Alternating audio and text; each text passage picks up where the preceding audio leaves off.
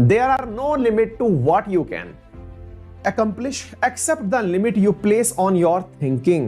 क्या है इसका मीनिंग है साथियों, सारी चीजें लिमिटलेस हैं until unless आप खुद पर लिमिट ना लगा दें। अब ये बात समझे कैसे हम लोगों को लगता है, जैसे हमने बहुत बार फिल्मों में देखा है, एक कहावत सुनी है हमने कि असंभव कुछ नहीं, और हमें लगता है कि असंभव तो बहुत सारी चीजें हैं, क्या आदमी उड़ सकता है, क्या, मतलब बेतुकी बातें करना हम शुरू कर देते हैं।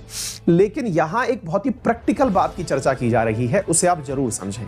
क्या पता आपको एक चीज मैं आपको बताता हूं साथियों, बहुत बार ऐसा होता है, और मैं विद्यार्थी जीवन में ही इसे प्रैक्टिकल रूप में बताता हूं। आप में से बहुत सारे विद्यार्थी ऐसे होते हैं जो पढ़ते समय अपनी खुद की एक लिमिट सेट कर लेते हैं।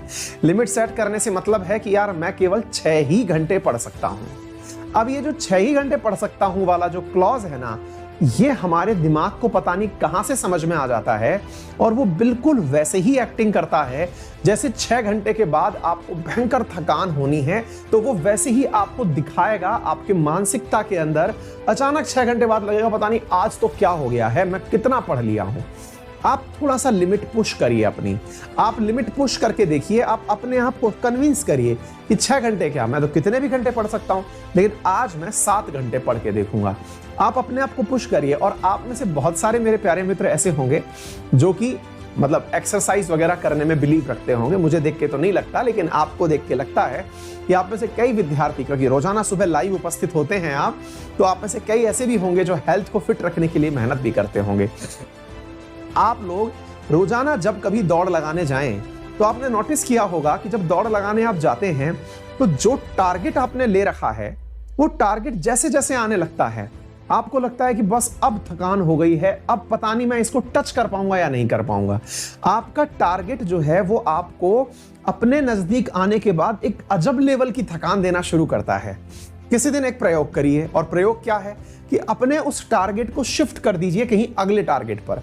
कह दीजिए कि आज मैं इतना किलोमीटर दौड़ा था, आज मैं 3 किलोमीटर दौड़ूंगा, यानी कि अगर मैं 2 किलोमीटर दौड़ा था आज 3 दौड़ूंगा। आप नोटिस करेंगे कि वो जो 2 किलोमीटर वाला माइलस्टोन था ना, जहां पर आपके पैर फूल जाते थे, सांस फूल जाती थी कि अब ना हो पाएगा, वहां पर आपको उतनी थकान नहीं होगी जितनी कि एक दिन पहले हुई थी। आपका दिमाग अपने हिसाब से अपने आप को डाइवर्ट कर चुका होता है। साथियों, ये दिमाग है ना, फिल्मों में, बॉलीवुड की फिल्मों में कहा जाता है दिल तो बच्चा है जी। मैं लेकिन अपनी क्लास में और अपने सभी विद्यार्थियों से एक लाइन कहता हूं, और वो है दिमाग तो बच्चा है जी।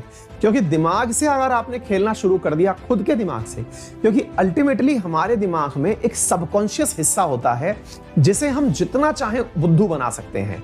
उसको आप जैसे जैसे समझाओगे वो वैसे वैसे समझता चला जाएगा, आपके अंदर वो उसी प्रकार के विचारों को दिशा देना शुरू कर देगा।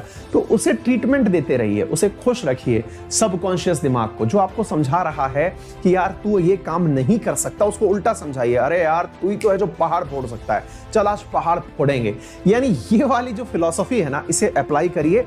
आप नोटिस करेंगे कि आपके दिमाग की जो सीमा है ना वो बहुत बढ़ जाएगी, बहुत सकारात्मकता आप में आएगी। दिमाग से, खुद के दिमाग से खेलना शुरू करिए, आनंद ही कुछ और आएगा। तो